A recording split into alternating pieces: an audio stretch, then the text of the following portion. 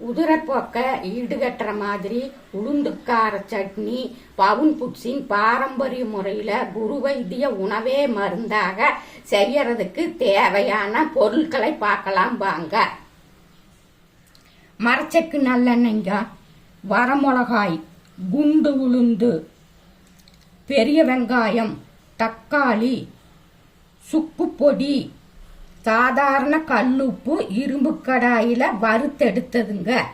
இதையெல்லாம் இரும்பு கடாயில மரச்செக்கு நல்லெண்ணெய் ஊற்றி சுக்க போட்டு உடச்சு விட்டுட்டுங்க.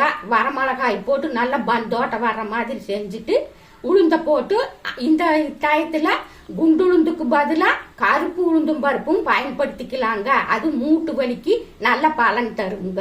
அதுக்கப்புறம் வெங்காயத்தை போட்டுட்டு அறுத்து வச்சிருந்த வெங்காயத்தை போட்டு வணக்கிட்டு அறுத்த தக்காளி பழத்தையும் போட்டு வணக்கி உப்பு போட்டு நல்லா கலக்கி விட்டு ஆறுன பின்னாடி எடுத்து அம்மிக்கல்லில் வரமிளகாய நல்லா மை மாதிரி அரைச்சிக்கோணுங்க. இதுக்கு தண்ணியே பயன்படுத்த கூடாதுங்க. இதுலயே அந்த தண்ணி சாறு இருக்குங்க, அதனால அதே சரியா போயிருங்க. இந்த மாதிரி பயன்படுத்தி சாப்பிட்டு பாருங்க, நல்ல பலன் தருங்க. நாங்க இப்படித்தான் சாப்பிட்டோங்க.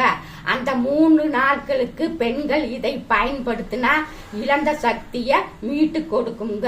நாங்க இப்படித்தான் பயன்படுத்தினா ஆண்களும் சாப்பிடலாமுங்க. இது நோய் எதிர்ப்பு சக்தியை கொடுக்குங்க.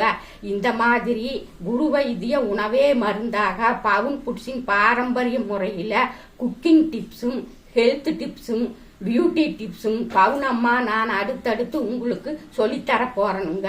அதற்கு நீங்க பவுன் புட்ஸ இதுவரைக்கும் சப்ஸ்கிரைப் பண்ணாதவங்க சப்ஸ்கிரைப் பண்ணுங்க.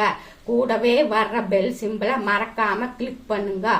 ஃபாலோ பண்ணுங்க, லைக் பண்ணுங்க, 4 பேர்த்தோட ஷேர் பண்ணுங்க. எல்லோரும் இயற்கையோடு இணைவோம், இன்பமாய் வாழ்வோம். நான் உங்கள் பவுனம்மா. நன்றி, வணக்கம்.